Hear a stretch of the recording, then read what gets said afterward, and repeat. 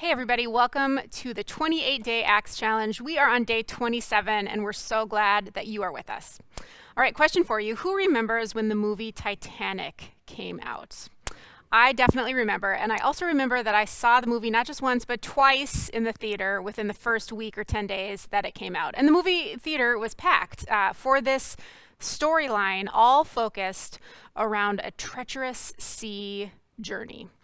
And maybe when I ask you to think about some kind of sea voyage movie, you think about Jaws back in the 70s. Or maybe you think about the fantastical story of the Pirates of the Caribbean. Whatever it is, I am guessing that when I ask you to think about some type of movie or book that has to do with a journey on the sea, I am sure you could think of at least something.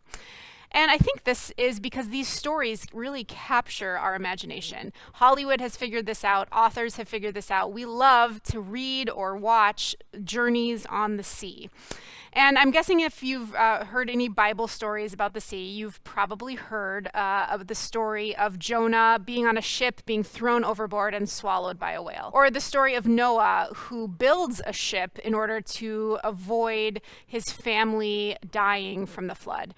Maybe you've heard the story of Jesus calming a storm, or Jesus walking on the water, stepping out of a boat onto the water. Lots of stories about the sea. And there's something that's just simply intriguing about the sea. I think it's because we're simultaneously curious and terrified about the water. The sea is vast, and because of that, it makes us think about both life and about death. And remember, today, we know a lot more about the sea than they did in ancient times. We can tell sometimes minute by minute, hour by hour, how the weather is going to affect things like the tide and the way the oceans respond. So here, in Acts 27, we have a story about the sea. It's a sea voyage, and I invite you to read this story in chapter 27 with the same type of enthusiasm and adventure that you would read a book about the sea or watch a movie about the sea. See, this is the story where Paul, at this point in Acts, Paul is a prisoner. So he's not only on a boat, but he's a prisoner on a boat. And you'll see that in this story, we get quite a few exciting details. We hear Paul at the beginning saying, "Sirs, I can see that the voyage will be with danger and much heavy loss, not only of the cargo and the ship, but also our lives." And later on we hear, when a moderate south wind began to blow, they thought they could achieve their purpose, so they weighed anchor and began to sail past Crete, close to the shore. But soon a violent wind, called a northeaster, rushed down from Crete. These are very descriptive words. And we hear even later, when neither sun nor stars appeared for many days, and no small tempest raged, all hope of our being saved was at last abandoned. It's a very dramatic retelling of the story, and I think that maybe the author wants us to see it that way. Here in Acts 27, we've got sailors advising one another. We've got Paul, the prisoner, advising the people who are sailing. We hear about all these towns that they travel on a roundabout way to try and get to Rome. And we hear that God speaks to Paul in the midst of this storm, reminding him not to be afraid.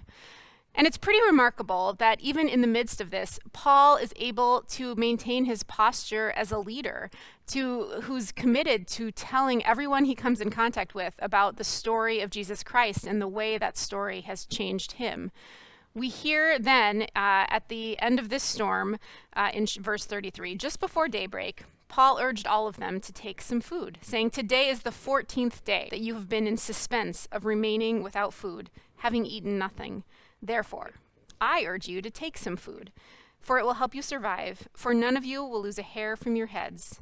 And after he said this, he took bread, and giving thanks to God, in the presence of all, he broke it and began to eat. And then all of them were encouraged and took food for themselves.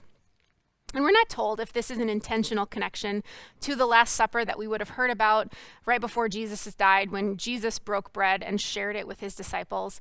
But we can assume that there is some connection to that. And it makes us pause. Paul, in the midst of a fear-filled journey, a literal storm he's facing, he's imprisoned, he takes some bread and he shares it and gives thanks to God in the midst of this. It's a really beautiful symbol that we read about in this chapter of Acts. So, I'd love for you to read this chapter and then think about these questions today. In what ways have you experienced God's help in the middle of a storm? When have you in your life been overcome with fear, with worry, and seen God really act and show up in your life? And second, think about it from the perspective of a church. When the church experiences a storm, how can we set aside our differences and look to God for help? Paul was a prisoner, and yet he still managed to remember that everyone on that ship, whether they were a believer in Jesus or not, this story doesn't really tell us who partook in that sharing of the bread.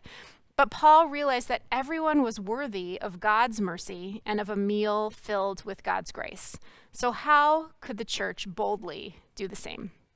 Thanks so much, everybody. One more chapter to go. We'll see you tomorrow.